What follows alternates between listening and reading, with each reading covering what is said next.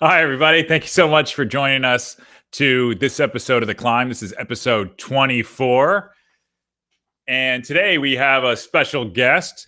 We have Ken Ott. Today we're going to be talking about selling your heart out and the passion for e-commerce. But before we get into that, a little bit of house cleaning.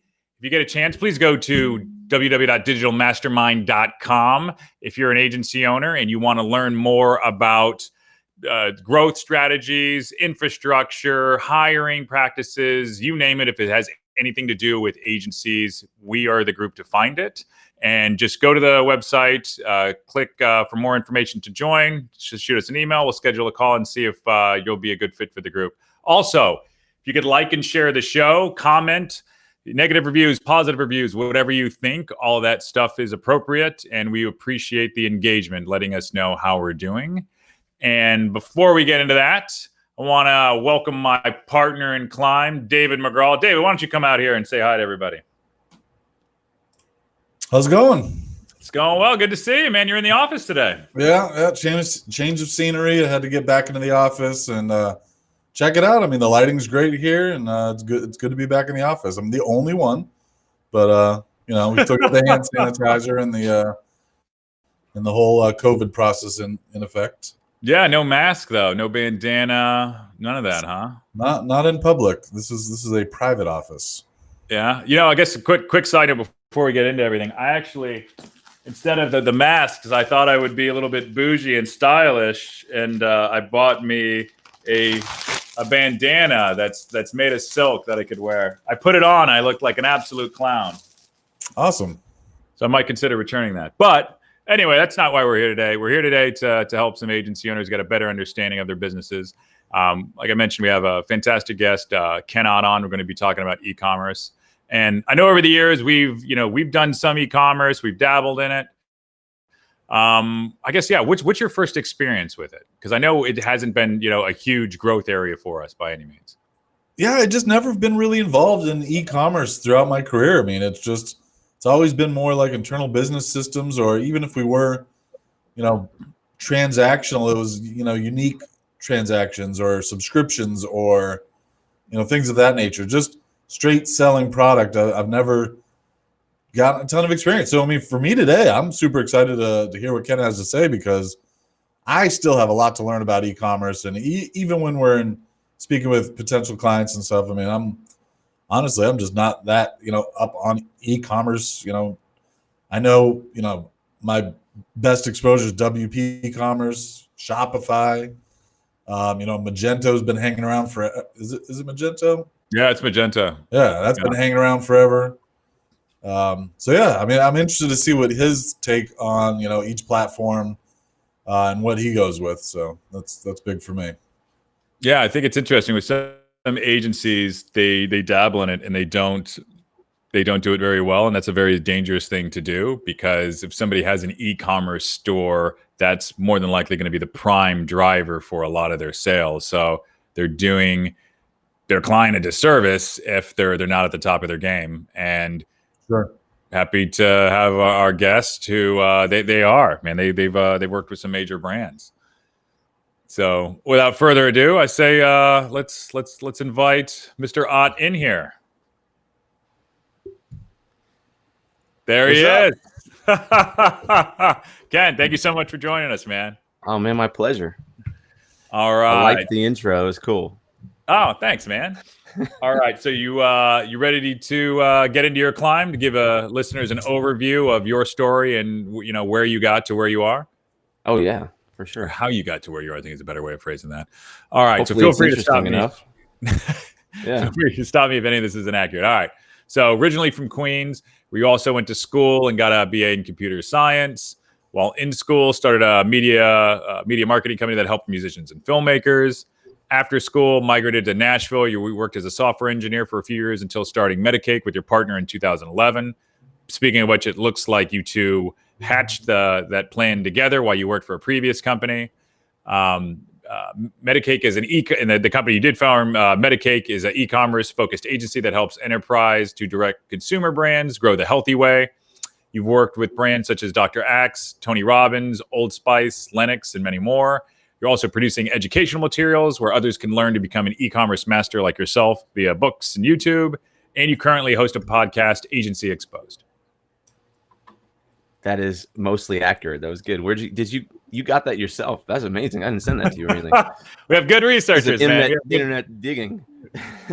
Yeah. So yeah, you said mostly accurate. Was there something that was inaccurate? No, I mean, no, it was all good. I had started a company in college. I was fortunate enough to actually high school. Yeah, grew up in Queens, New York, and went to in Queens. It was, it's not as cool. Well, it's actually still not cool, unfortunately. Brooklyn got cooler, but Queens right now is still, I don't know, most areas are still the same. But you get zoned for schools in New York, especially high school and that kind of stuff. And so the high school I was zoned for at the time was one of the worst in the country, and the most dangerous. And so it was literally, so the only other option was to get into a specialized school. They would call them specialized schools in New York. And so there were certain specialized high schools, sort of like applying for college. And you'd have to test in, and you pick a major, and these schools were spread out. There's, I want to say 3 or 4 of them. One is in the sort of the Flatbush area of Brooklyn. Brooklyn Tech, that's where I went. And there's some other ones, one in Manhattan. So it was literally get smart or die, is what I say. Because the school that I was zoned for, good title the for school it. that I was zoned for was insane. So I was fortunate enough to go to a high school that had that specialty, but it was in downtown Brooklyn, far away from where I live. Well, not distance wise, but you take several trains and those kind of things. So the first few weeks of high school, I went from a small class of like 40 or so kids in 8th grade to a class of 2,000 just in my freshman class in high school at Brooklyn Tech. And I think there was something like 9,000 kids total in the school. Jeez. So 9 floors, and you're running up and down floors between classes and all kinds of stuff. And it was just a gauntlet. So that's where I learned a lot of things, and I grew up in a lot of ways. I think I cried through the first 2 weeks, by the way. Straight. But the reason I say that is I got to choose a major in high school, and it was right at the beginning. I went into high school in 2000. So it was right at the beginning of the internet kind of real, the whole internet bubble, and before it was a bubble, right? And the tech revolution, that kind of stuff. And so I chose e-commerce, computer science as a major, not e-commerce. But that got me into some e-commerce right then there. Started my first company in high school, and then actually ended up keeping that company, which ended up becoming Metacake at a certain point. And so I had so that's sort of, I guess, some of my story leading up to Metacake, and mostly accurate, actually. So you've been doing e-commerce since you were some of those 14. details. Been doing e-commerce for a long time, e-commerce and marketing and tech. So it was cool. I mean, it was sort of the time I grew up was fortunate with what was going on. I got into it really early, and it's been part of my life ever since. I love that. And then you're also obviously a musician. I am.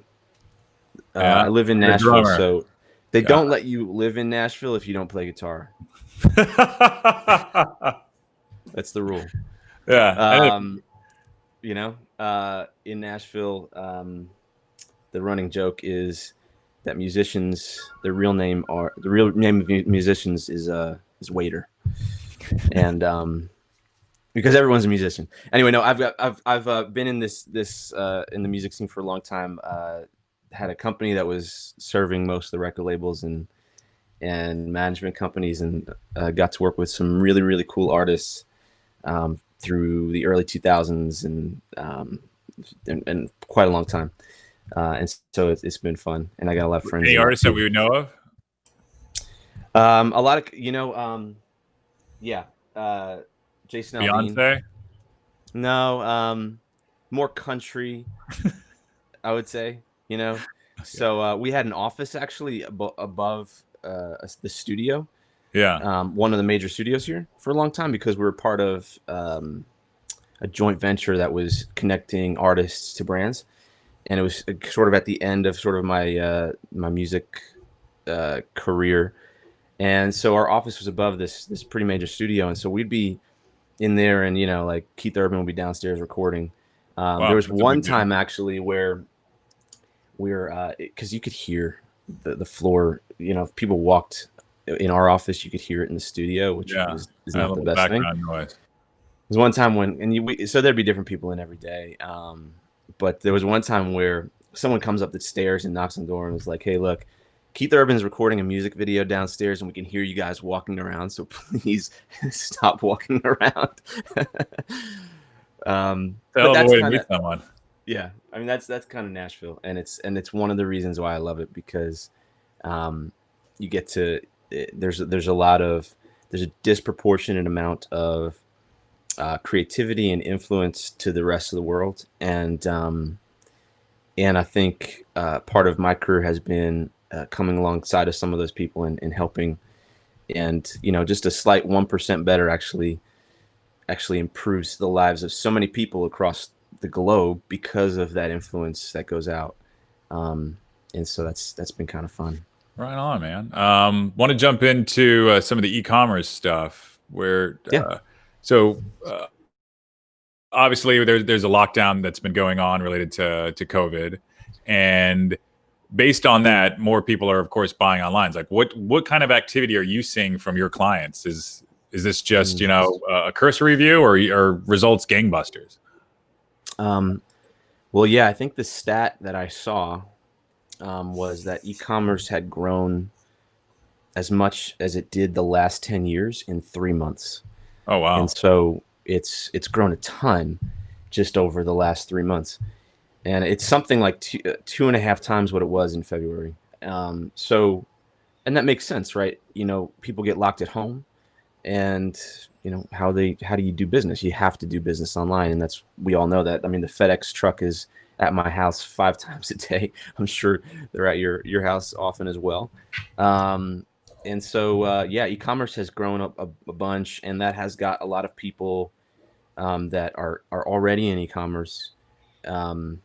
Yeah, it's sort of obviously expanded their business in a lot of ways if they were doing it right, and then it's also got a lot of businesses looking at it that may not have been looking at it before, even people that may have been resisting it.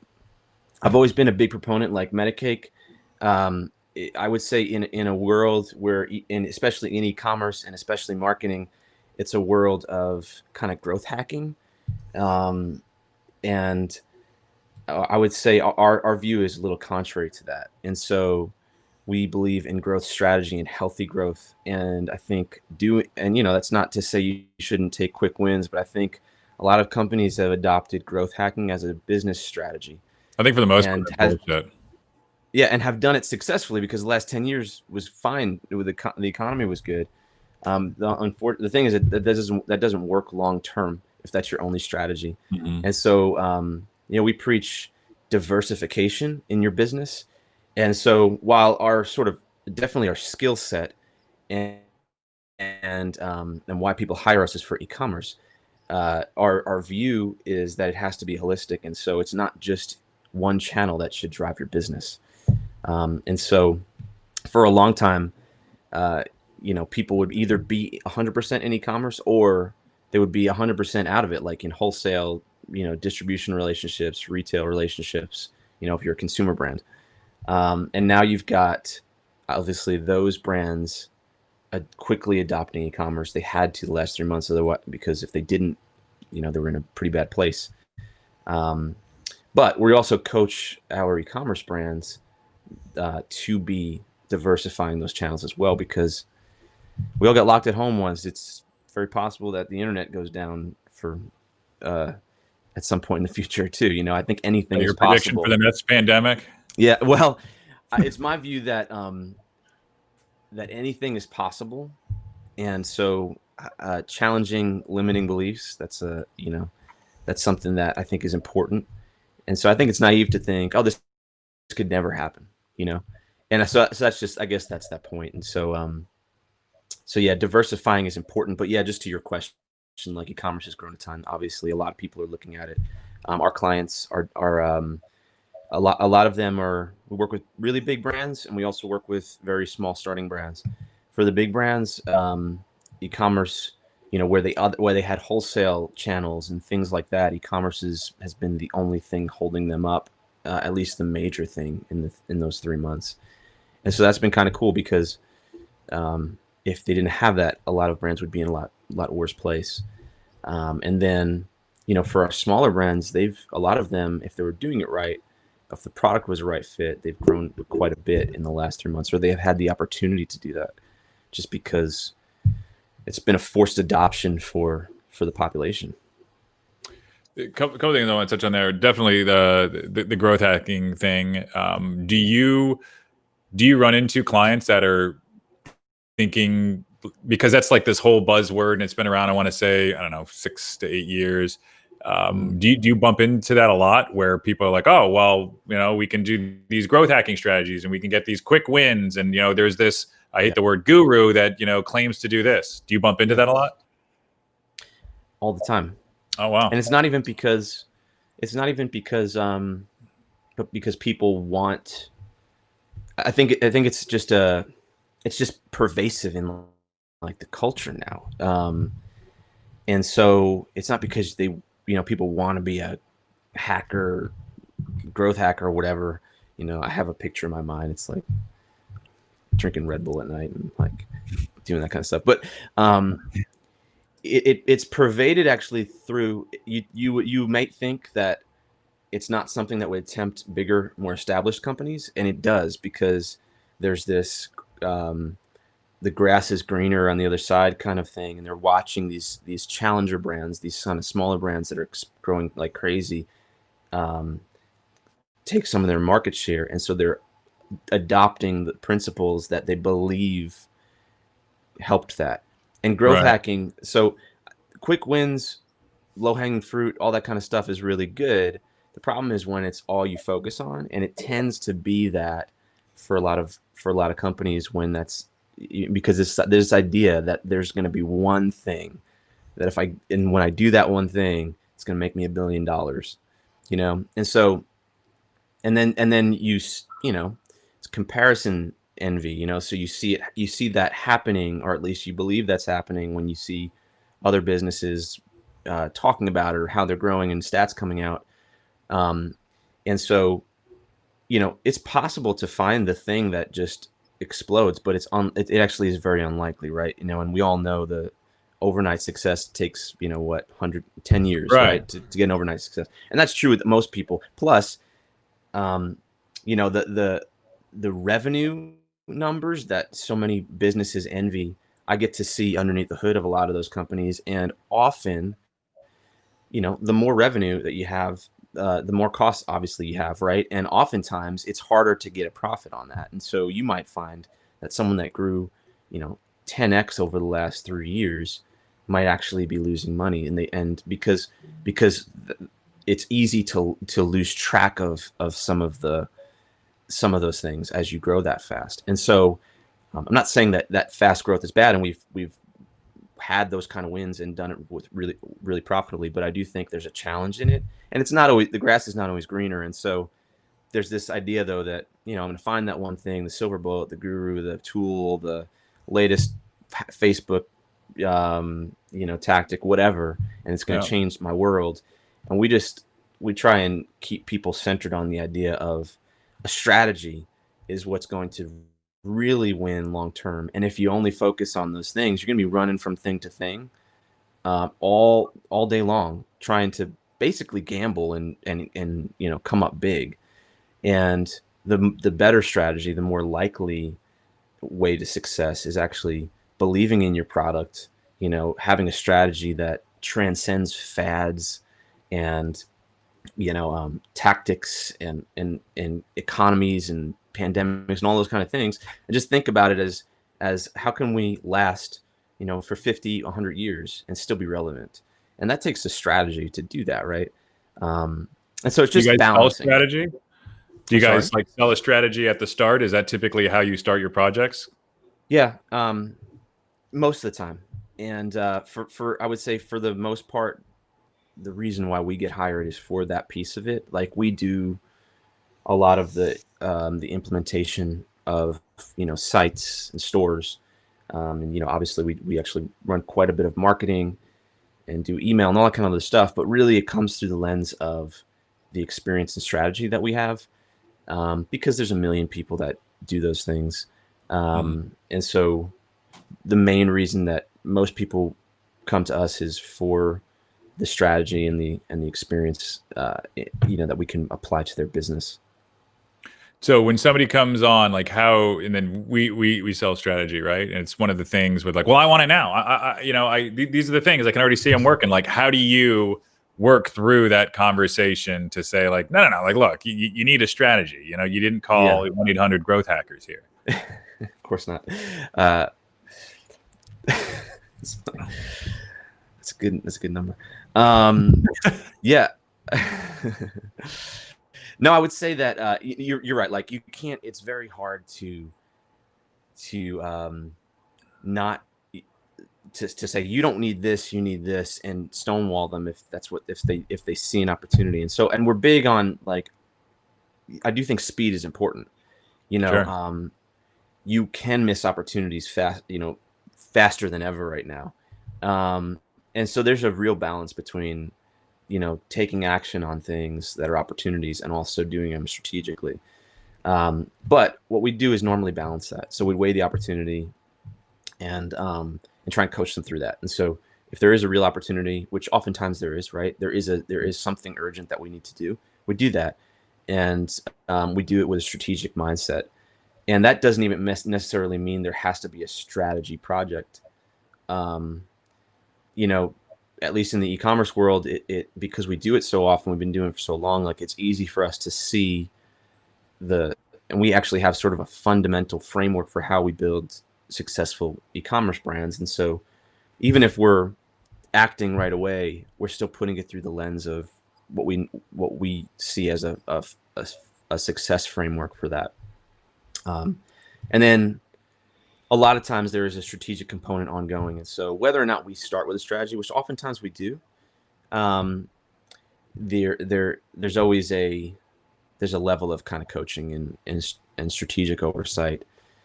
And that's often, we say that's one of the benefits of hiring us to do, again, some of those things that seem like commodities from the outside, but hiring us to do that in our world, because we kind of take action only through a strategic lens. Like it's impossible for us to not do that. So if someone's asking us to do this thing and we think it violates what the business is trying to do, or one of their goals, or going against are gonna cause issues, we'll bring that up. We won't just do it. And I know, and that's what everyone should do, and I know most agencies would do that. And I believe as an agency, that's I would say your value more than it is the execution, because the execution, while it's not a commodity, I believe that the outside often sees it as a commodity. I think clients tend to see it as a commodity these days. And but I do think experience, specialization, and the lens that you do those activities through is not. And I think that has real perceived value, if that makes sense. You can feel free to debate me on that. No, I agree. And I think the commoditization of I'm on mute, you said? Mute. Really? I was on mute. I'm on mute? No, I can hear you. Oh, can you hear me, Ken? No? Can't hear me? Oh, that sucks, dude. Did I lose you? I'm sorry. Maybe it's me. No, is it your sound? Can you hear me, man? No. All right. So it looks like we lost Ken there. Can you hear me, Ken? Sorry for technical issues here. Yeah. Do we have the thing with the Native American that we could put up, Dave? We can go to that. That's about it. All right. How about, can you hear us, Ken? No. Can you hear us? I would log. Dave, should you log back in and log in again?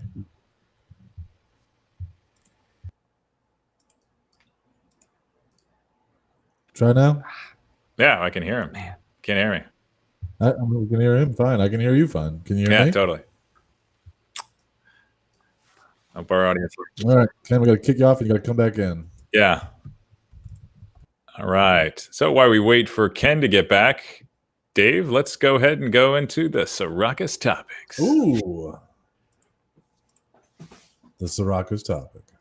All right, today, everybody, while we're waiting for our guest to come back, I would like to talk about, I had another subject, but today I'm going to talk about growth hacking.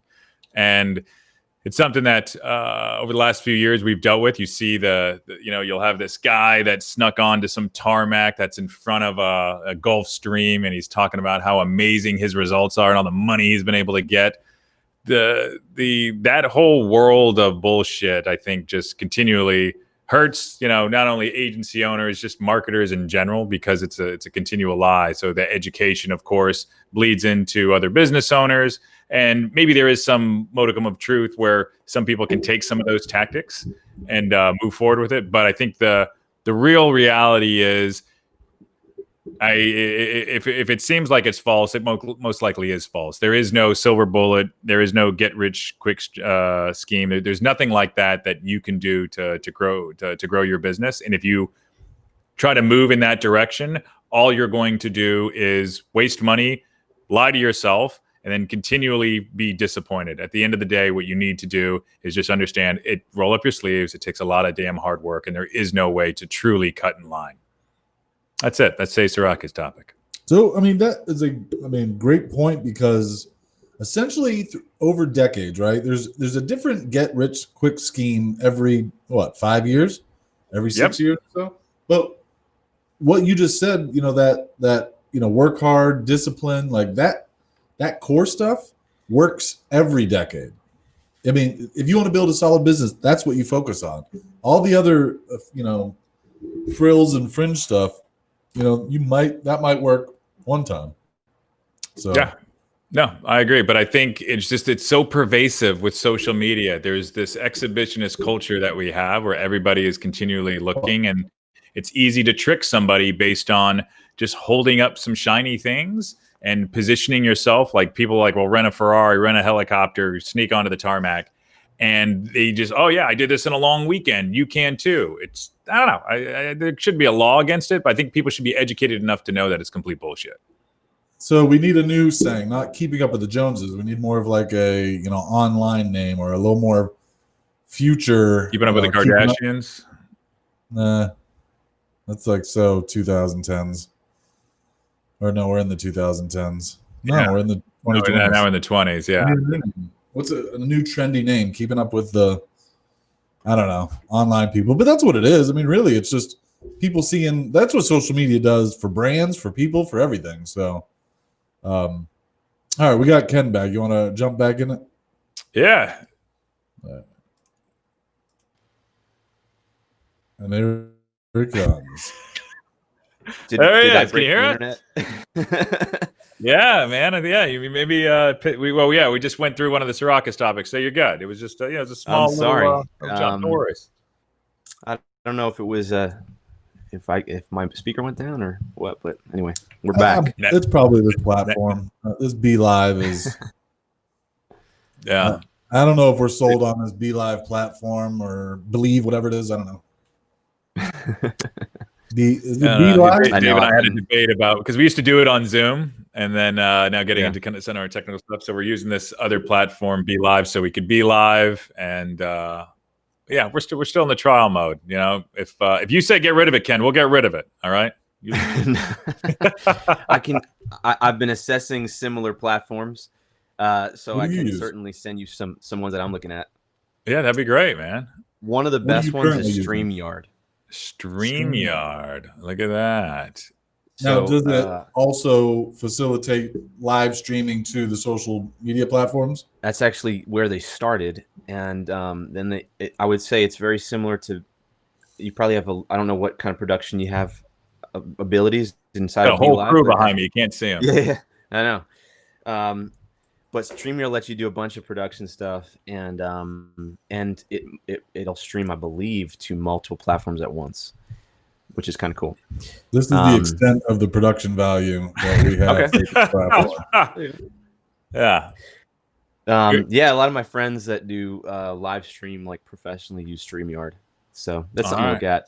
There's also the only other one is Ecam. I can go on for this for hours. I don't want. Restream is the one that we were comparing it against. I guess all the gamers use it. The thing that I found with you need all to the broadcast from something. Yeah. Right. Yeah. The thing that we kind of got hung up on when we were looking for platforms was so far all the platforms can only stream to one source live, and and pulling in 3 people too is also a big benefit of this. This is part of our format. So we want to be able to stream to YouTube, Facebook. I guess LinkedIn doesn't even have a live platform. Well, they do. You have to apply for it. Oh, okay. Is that what it is? Okay, and it only lasts a video. It's like 20 minutes though, right? Yeah. It does have a limit. I still haven't gotten in. But I applied a long time ago. Yeah. All right. Well, I'm happy to send you some. I appreciate that, Ken. For sure.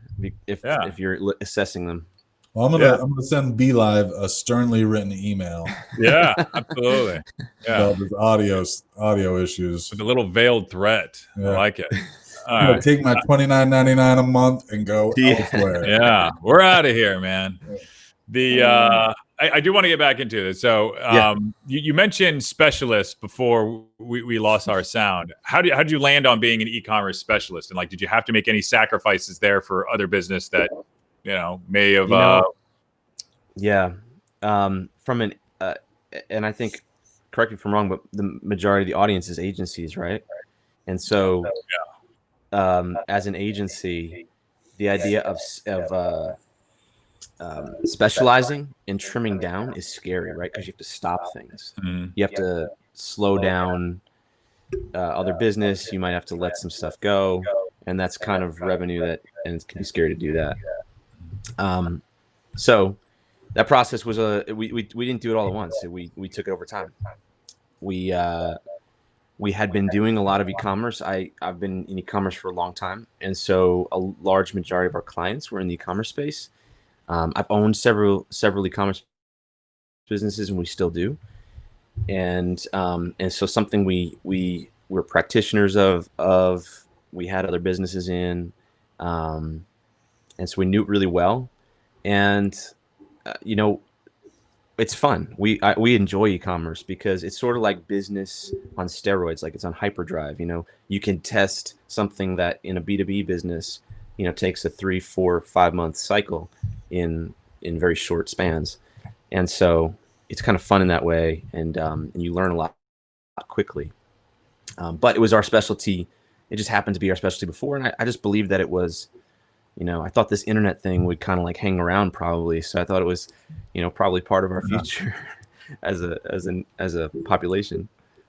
So my fantasy of e-commerce has always been that once you get everything working, it's just all you have to do is push a lever in Google Ads and make more money. I have a ROAS button in our office, and I just push that thing, and it doubles. What? ROAS. Got it. Yeah. Return on ad spend. One of those easy buttons. Just press it. It doubles your Facebook ads ROAS immediately. No, sorry. I go to sarcasm sometimes. I apologize. No, cool, man. Yeah. So there are elements of what you just said that are true, right? Like if you get your journey funnel, whatever you want to call it, dialed in and working, and you can expand certain audiences or certain marketing activities. Yes, you can. And there's a solid need for the product, right? Like you just can't put out some bag of shit and then just people are there's a ton of the internet full with that. And that's the get rich quick thing that attracts a lot of people, and I'll just say, like, we generally don't deal in that space at all. In fact, we have a small, just little formula. It's got to have a great product, you have to have a great story, and a great offer. Like, those three things have to exist to create, at least at a core, a really good company, and really long-term success. And so drop shipping and, creating products that are really poor quality just so that you can have a mailbox money. The ironic thing is that actually doesn't work long term. Not drop shipping. There is a legitimate drop shipping model. Drop shipping is terrible. It's often poorly executed and often garbage products. So yes, but there is a model there that could work. Like, drop shipping in and of itself is not bad. Just that it attracts the majority of people that get attracted to it are people that are looking for just garbage products from China that to sell to someone, and based on fads and trends and those kind of things. But it's also the experience. That may make you a few dollars, but yeah. As a shopper of somebody that I bought a shirt that was a drop shipper. I mean, I think it came from Korea. It got hung up in customs. It took me 8 weeks, 7-8 weeks. Like, I was getting this shirt for a cruise, and it showed up 8 weeks after my cruise. Like, it was terrible. I've never experienced a good drop shipping experience. So. No, I mean, I would say Amazon, they're a pretty good drop shipper. It's do they do drop shipping? Yeah. They're like the ultimate drop shipper, right? Okay. Well, they actually ship a lot from themselves, so technically not. But the truth is, though, that your experience that you just mentioned, if that happens, then there's no business there, right? Like, eventually, like, people don't buy from those people again. The reviews get written, and then they're done. Right. Well, so I also feel that I see a store that sells a catalog of products, and then they, you read the comments on Facebook. It's terrible reviews, and then 2 weeks later, I'm getting an advertisement for a store that sounds just a little bit different, has the exact same catalog, brand new set of comments and reviews, and it's and to me, I'm just like, this is one person just going to the next domain, just reprinting the same formula, even though it's bad. It's the same as ripping people off. Right. And it does find you out. And I think anytime, I call it the democratization of the technologies involved in starting stores or websites or anything in any industry, create those type of experiences, right? And so then you'll get people who are really good and people who are really bad, and it's really hard to tell them apart. And I think that happens in e-commerce for sure as well. So it's sort of like part of our philosophy that, like, unless you have, and this actually goes back to, I don't know if you guys have watched the TED Talk by Simon Sinek, that's like 15 years old or something like that, Start With Why. But in that, that basic principle is true scientifically. So people buy emotions, they buy brands, they buy stories. And so they may buy a product here and there, but they're not buying your company. And so they're not loyal to your company. And so really, if you want to build a business, it's got to be some sort of emotional connection to your customers, because that's what's going to keep them coming back. That's what's going to help them share it with people. And that's really what you build, what creates an equitable business. So drop shipping doesn't have that usually. I don't know of any. I'm sure there may be some, but I don't know of any drop shipping organization that has a brand built around it really, really well. If you categorize you might categorize Amazon as that, and they do have some sort of a brand built around that, but there's very few. It's very hard to do. Yeah, it's like you're just a distributor. Right. Yeah, there's like, do you know who, distributes the sodas at your local 7-Eleven if it's not that brand? Like, no. I mean, it's just you're just a vehicle to, get in and out. And a mentor of mine told me like a while ago, and we use this in our company, in Metacake, our agency, and I think every agency could use this too, but like e-commerce companies, whoever you are, there's 3 business models, or there's 3, like, whatever you want to call them. Maybe they're not business models, but you're the cheapest, you're the best, or you're the only one. And so it's hard to be like, you need to know what you're competing for. If you're the cheapest, that's like you're dealing in commodities, you have to be the cheapest. Mm-hmm. That's how you win. Mm-hmm. If you can't be the cheapest, then you got to be the best. Mm-hmm. And I mean, like, just kind of playing that out, right? Otherwise, you're just in some middle ground. So you have to compete on being the best, which means you're not the cheapest necessarily, or that's not what you're competing on, at least primarily. And it's really hard to be the best at everything. So the only real way you can be the best consistently is by being the only one, and that's where specialization kind of comes in. And that's just something that has always had me thinking, and we apply that, to e-commerce and to our business, because a It's lot of kind of a times, dovetail, right? Because it's being the best and being, specialized, I'm sorry, being the best and being the only one, like, come together to some extent, right? Well, it's like, really, the strategy for being the best is by continually specializing, so that there's less people competing That for can what you're do it at the doing. level that you can do it, Because or it's even do really it at hard to all. be right, and it's really hard to be the best at a broad topic. Is that where you saw, like, where as your agency did you see the most growth? I would say when we specialized, Yeah. and specializing. I know you asked that journey, and it's still happening, by the way.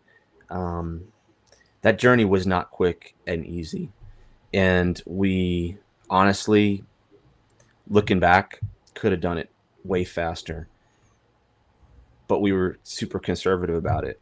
And so we're scared of losing certain business or turning away business and that kind of thing, or being known for, what if we're known for only e-commerce and there's not a lot of e-commerce business, which, Right. looking back, it's like, um, Well, so isn't that that the journey fear of all businesses? I mean, even in our right. business, the service oriented. We try to, John and I talk about this all the time. Niche until it hurts. Yeah. And then we'll try putting our blinders on just at that niche, and then here comes a lead from a different niche. We're like, sure, we'll take that. Every time. And to that, though, COVID, right? Like, if we would have been focused on specific niches, we could be decimated right now, right? Which is interesting.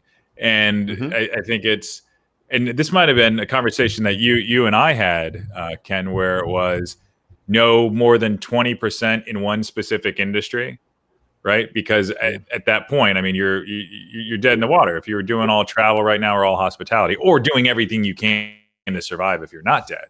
So there's an argument to that, right? Totally. I don't think I think it's not simple, and I think people oversimplify it for sure. I do think it's a combination of your gut as the leader, of what we need, what is our, I would call it your purpose. And some people hear this conversation and they're like, it sounds really nice for the warm and fuzzy people about finding your purpose, but like, I'm a business guy and it's not enough for me. But here's the deal, like, in my opinion, niching really comes down to finding your purpose as a company. And that's like your soul. And once you really have a purpose as a company, and you choose a purpose that then you believe transcends fads, like, think about anything that could happen. How could we still be in business with our purpose? And so it's not an action, it's not a thing that you do. I believe a purpose is sort of like a reason why you exist, right? It's something deeper. But the cool thing about, I believe, centering your business on a purpose is your purpose can last forever, and it's unlikely that it can be disrupted because the way you achieve it changes. And so finding your purpose and niching down that way and saying, okay, what is our purpose? That's an easy niche down, in my opinion, because it doesn't change what you do yet. It just changes the lens that you do it through. And so I always try and encourage, and I do this with the brands, e-commerce brands that we work with, but we do it with ourselves and other agencies. It's like, I believe that finding your purpose gives you the best business strategy, because it allows you to focus on something that can't be disrupted, And then because oftentimes we go to, and I believe I feel like agencies fall into this a lot. In my experience, we were in it. We still are in some ways because it's hard. It's an easy thing to do, but you fall into the what that you do. You know, we're a Facebook ad company, or we're an e-commerce company, or we're we build websites. That's not really why you exist, and it's certainly not unique. You know, but it's easy because it's easy to fall into that because I think we believe that people can relate to it. Well, if someone's looking for a website company, like we want to be in the website company conversation, and there's some validity to that. But I think the challenge there is then you're commoditized in a lot of ways, which let's say these are not commodities, and so how you have to differentiate. So it'd be better if people picked you for some of the reasons that you exist, because then you're the only one, really. Do they though? You know what I mean? People are self-serving. That's do they pick you for that? Because it's still like, I think it's a long play. Yeah, and I think it's an internal strategic thing, right? Like, hey, this is why we do what we do. I think it's a very internal, like, get the troops riled up. But yeah, and I mean, granted, people identify with specific brands. I mean, some service, I think in service it's a lot more difficult. But I guess to that point, have you run into it? And we used to do a lot of like brand development with clients in that conversation on the marketing side, where we would say like, oh, hey, what's your purpose? We had these whole exercises. And I just got so sick and tired of hearing, I just want to make money, or I just want to do this. And you're just trying to dig deeper. Like, well, why do you get out of bed? And it was just, I didn't have the tolerance for it. No, dude, I totally get that. I mean, it can be a really challenging conversation with someone that doesn't believe that. But here's why I believe it's the way to go, is because all those other things can be disrupted or taken away immediately. Right. And so if you center your business on, let's say you're a trade show company, we build trade show displays. Yep. And now you've been decimated, right? Like you're gone. Right. If that is your purpose, if that is why you exist and the only thing you do, then you're gone, and you got to like build something overnight. And so just to clarify, what I'm saying is, if you figure out your purpose, people may not care about it, but it at least guides your company strategy to say, okay, we exist for this thing, and we believe that thing's important, and believe that we can make an equitable business doing things that go towards that purpose. Then you figure out the things that you do. But I'm just saying that the cool thing is then the things that you do can change over time, and they still go towards the greater purpose of why you're doing it. And I think then you can start to say, okay, it makes sense for us to do websites, or so for us, for instance, like our purpose is we say grow brands that matter. Now, I would say that the way we do that is through e-commerce, and so we call ourselves an e-commerce growth team. That's still kind of generic, but like then the things that we do to push that forward from a nuts and bolts business side, so that we're able to make a profit and grow healthfully and do those kind of things, are a slew of things. So we do everything from we do agency-like services. We also sell educational material, and we also create tons of free content.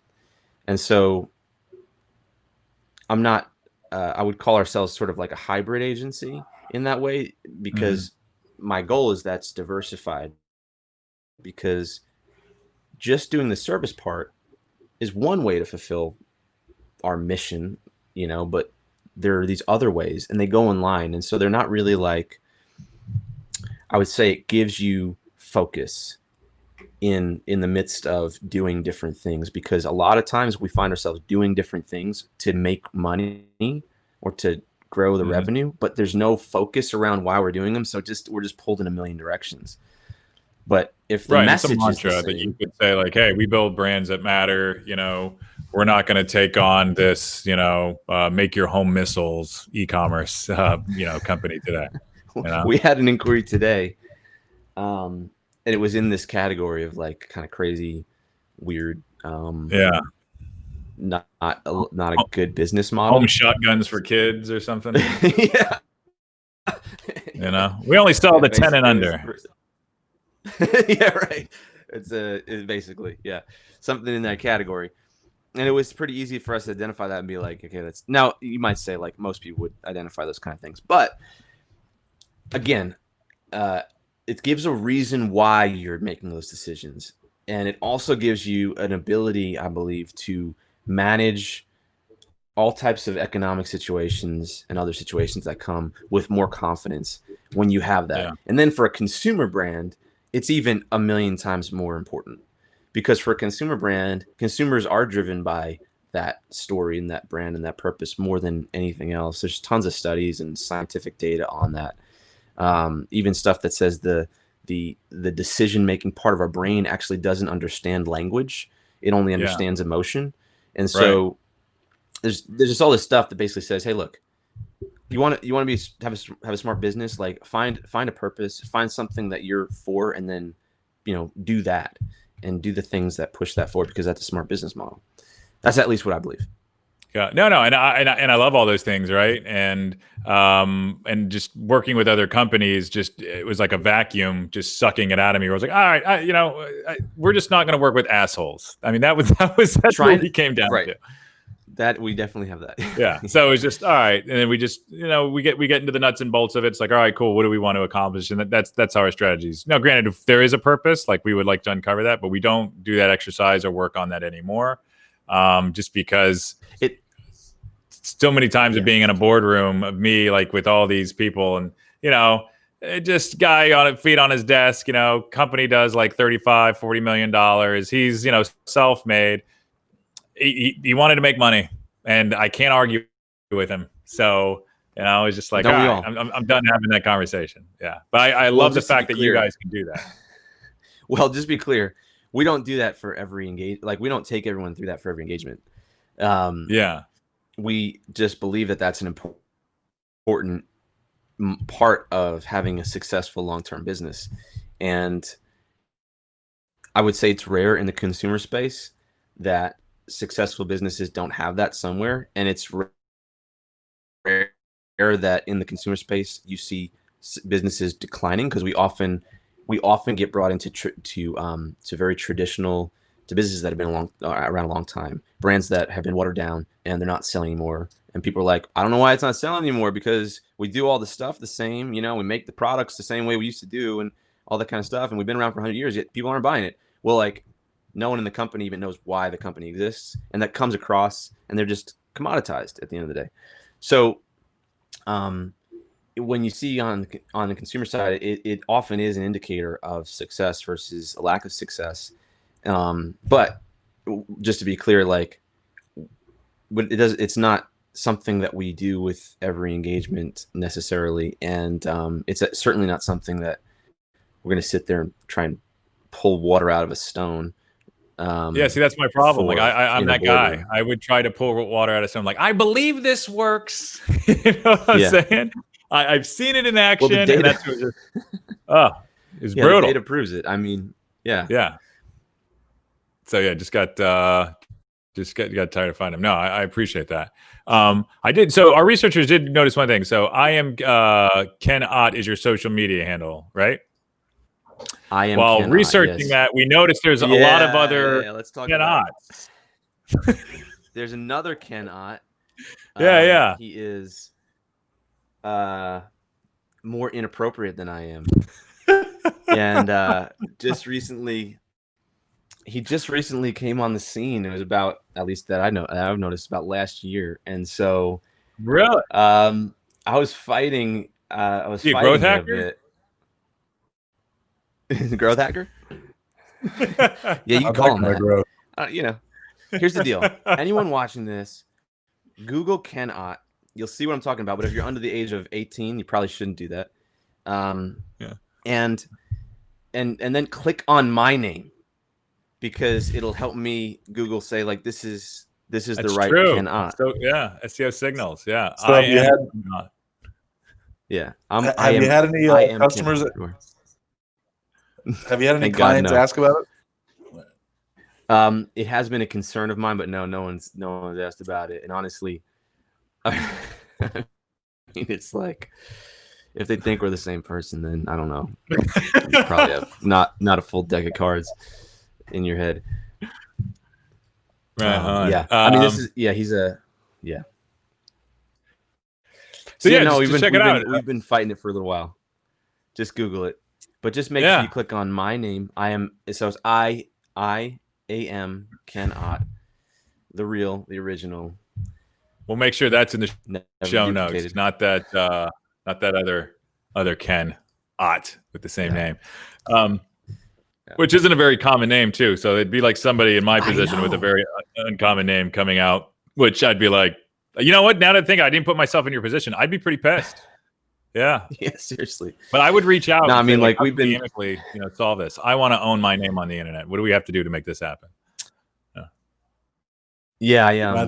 .me. Well, I was surprised that Google was prioritizing search results with him because, obviously it's adult nature, and so I was like I was really surprised that like with just normal Google settings, like that's what gets prioritized. It's weird to me, but I don't know. We'll see where we go. Yeah, we'll see where we go. I guess we'll leave that one. So where do you think other agencies are missing out when it comes to marketing today? To marketing? Yeah. Executing marketing or their own marketing? Their own. Yeah. I mean, agency marketing is an interesting one, right? Because, we discuss this a lot. We have a podcast similar, and it's been a topic of discussion for years. I talk to a lot of agency owners, just trying to understand what they're doing and what we're doing. My personal belief is that agencies have to focus on their specialty. I'm not saying you have to specialize and niche down necessarily, but their specialty, the unique specialty that is theirs. And I think that brands, regardless of how easy things become, still need experience, and they still need outside coaching, and that specialty, the leadership is what I believe is the value of an agency. I believe if you rely on doing things as your value, like the hands and feet, I personally believe that that's a dying business model. I think it's going to be harder and harder to get people to pay you to do that, or have stable relationships that don't go away, because things, the technology is making things easier. People, whether or not it's easy, believe that it's easy oftentimes. And so that's not true in every category, because there are definitely certain areas that are a lot harder to do and require that. And I'm not by any stretch saying that I don't think there is value in knowing how to do it. I'm just saying the perceived value on the outside, I believe, is changing as things get easier. And so I believe the thing that people and brands still need, no matter what, and they know they need it, is leadership used with an experienced person. So did you say you take outside coaching? I do get coaching, and we also give coaching, but not to agencies, to e-commerce brands, but I do get coaching, yes. And how long have you been with your business coach? Now it's been probably a year and a half. Okay. Did you have one before that?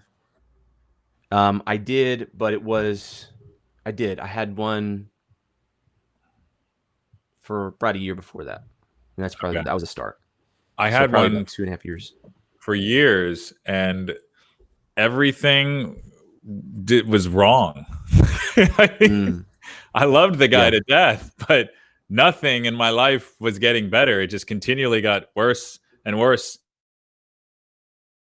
and worse. And then I fired him, and everything got better.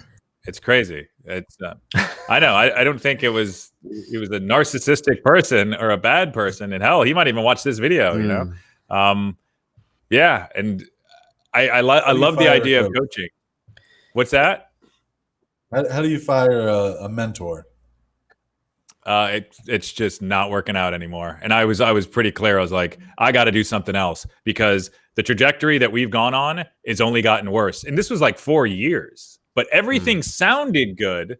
But what removed me away from it was like my gut instinct, right? And no, I mean, that's what got me to that point. No, and it's not me, it's you. And, no, but in any event, I love the idea of coaching because anybody that's great at something has a coach, right? So there is no, whether you're an athlete, whether you're an actor, whether you're, one of the greatest speakers on every one of those people has a coach or 2 or 3, right? So I truly believe in it.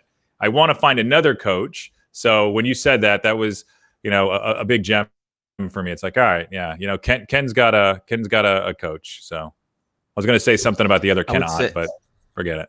Yeah, he probably has a coach too. They have a different relationship. Yeah, I do believe in coaching but I do think that there's a good coach, and I think a good coach is someone who just asks questions, the right questions that get you to a certain place. And there's such a, I mean, with the topic of coaching is there's such a skill in coaching someone well, because I don't think it's like, if I ask my coach for advice, he'd be like, you ask me for advice right now? Because I'm not gonna give you advice. He's just like, right on. I like that pushback. That's really good. funny guy. Like he's like this funny guy from New Jersey. And if you guys are from that area, like I'm from New York, he's from New Jersey. Just different than me. But no, I think a good coach will get you is just really good at asking questions, has the right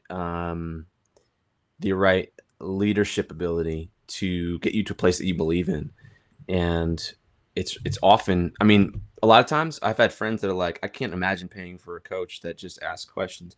But like, look, like this person can't realistically give you a bunch of strategies for your specific business. They're not in your business. Like, right. You're the entrepreneur, right? Like, so I think you need someone that will keep you in the right mindset, ask you the right questions so you can find the right solutions. So yeah, I've been doing coaching for a while.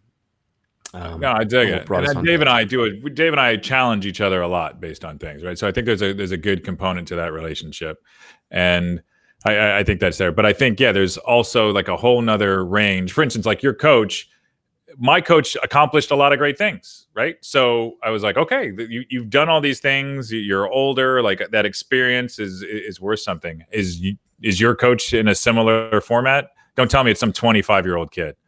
No, it's not. But different format. He hasn't. I don't even know what he's accomplished. Okay. He used to be a very famous drummer. Oh wow. From a band from the 80s. Yeah. That's pretty. That's different. Yeah. Yeah, it's different. But just to be clear, so we've done a lot of work with Tony Robbins, and big fan of Tony Robbins, by the way. Who? Yeah, right. But anyway, just a really good mindset coach himself. And this guy he has a coaching program, Tony does. And so this is one of like the Tony Robbins coaches. And I would recommend anyone starting there. I think it's super affordable, and really effective. And you get a framework, it's through a framework that works. So there's some consistency to it. So I couldn't recommend that more, personally. In fact, all of my friends that own businesses, and some have been extremely successful with them, have coaches, and many of them have coaches that were Tony Robbins coaches, or are Tony Robbins coaches. So I found good consistency with them.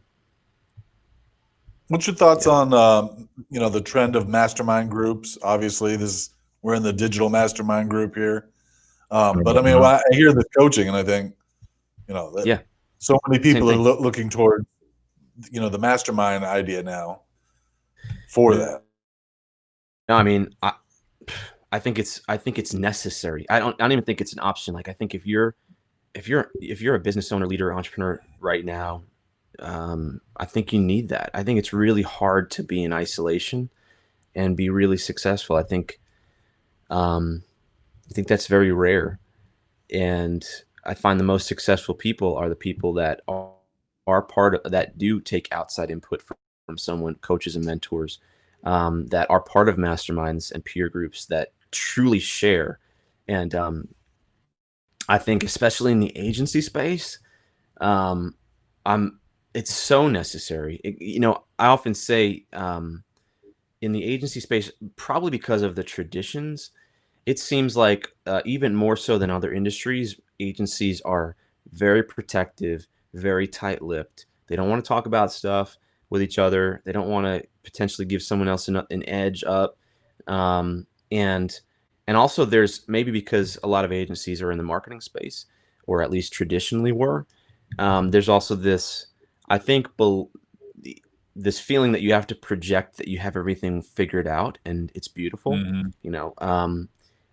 and let's just be honest, like, that's never true. And if you see that somewhere, it's not true.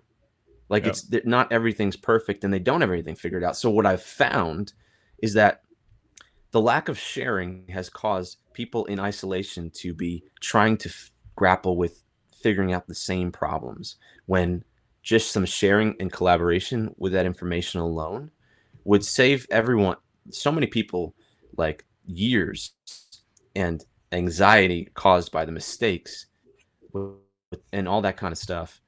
And personally, I think that it's like, I often wonder what the fear is, and maybe the fear is that is it really that they'll steal your formula and be able to replicate your company? Probably not. There's no secret sauce. Is it? Yeah. Is it that they're going to Security. steal your clients? Yeah. Probably not. Even if, even if they wanted to steal your clients, like, would they be able to? Like, and again, like, there's a very small segment of low character people that would even do that kind of thing, right? So, Agreed. so I think there's a maybe subconscious fear that is not really assessed, but it causes everyone to be isolated. And I think in the agency space, you can argue with me on this, but, like, we operate like 50 years behind for some reason. Like, like, we do electronic payments only, and we do them in advance every month and all that kind of stuff. But, like, I talk to so many agencies, they're like 90-day net for, and their, accounts receivable is like through the roof, and their cash flow is bad, and they're not sure if they're profitable, because it's really hard to know if you're profitable, like, in an agency, if you don't have certain systems, processes, and tools, and all these sort of things, where I'm like, if we all just collectively share that information. I'm so, bad, right? Is what you're saying. And I mean, a lot of people get into agency work because they love the craft, and then they end up being a business owner, but maybe never intended to be. And I'm not gonna say that's everybody. That wasn't necessarily my story. But I think one of the benefits of me in the partnership with my business partner, Bob, is I come from a little bit of an outside perspective. I'm more of, like, I guess, a entrepreneur from the beginning. And so I look at things maybe different than just like than a practitioner would. And that's not a bad thing, because that's not always good. I'm sorry, that's not necessarily always a good thing. But it is a different perspective, and that different perspective, I think, is helpful. But you find a lot of agency owners that are like, they're artists that do something really well, and they end up being business owners. But I think the point is if we shared all those systems, process, how we're doing, all that kind of stuff, the problems that we're seeing, because look, it's complicated. You're working with a client that, let's just be honest, you can't control their success as great as you are. Like, you just can't, like, because they're in control of their success. Like, you can only control what you do inside of that story. And so managing that and dealing with goods and bads and issues and all kinds of things, if there was some community, and I know Digital Mastermind is what that is, but it's funny that that's not pervasive. Like, there's not a lot of that. because that's the answer. I think sharing that is really important, and I think that sharing it also helps the whole, because I would love to know what you guys do, but we only do electronic payments, and we do them monthly. It's like a subscription. It's not like there is no option to not do that with us. It was Is it credit cards or is it credit card ACH. like wire transfers? ACH, yeah. It's credit We card have some ACH. ACH. Yeah, and under $1,000, we'll take credit cards. Otherwise, we predominantly do checks or ACH. Yep. Yeah, so we do credit card ACH and pull, and there's a schedule for payments, and it's all systemized. That changed our life. We started that 5 years ago. It was the single most Hey, you're not chasing important money. I mean, it was the single most important thing to our business. It is probably why we're still around, because chasing invoices, and some people may have, again, it's not even because certain clients are not even trying to hurt you. They're just disorganized or whatever, Mm-hmm. But we don't have to employ a staff to chase people. And we pass those savings on to our clients through value. It keeps us focused. Like, look, let's just be honest. Like, are you going to do a really great job if you're worried about paying the bills tomorrow? No, you're not. Yeah. If you're scared of the stability of your business, how can you really serve someone? So, we transitioned to that. My point is, like, oftentimes it's no problem, and sometimes there's a bit of a convincing of a client that's the only way. But if we all did that, it would just be the only way, and it would be everyone would be healthier for it, and it would be the norm. Can I go into a restaurant over here and have them send me an invoice and pay them in 90 days? The answer is no. Yeah. Why? Why in the world can you do that with agency services? There's a lot of businesses that are like that too, like especially in healthcare. Like it's insane. Yeah. But I agree. I think somebody that doesn't recognize the importance of a mastermind is probably limited in their thinking if they think they have it all figured out. Like, if you can't get something from a collective. But I know we're coming up on time, and I want to hit you with two more questions, if that's all right. No worries. Absolutely. One, is there anything that I didn't cover that the world should know about you?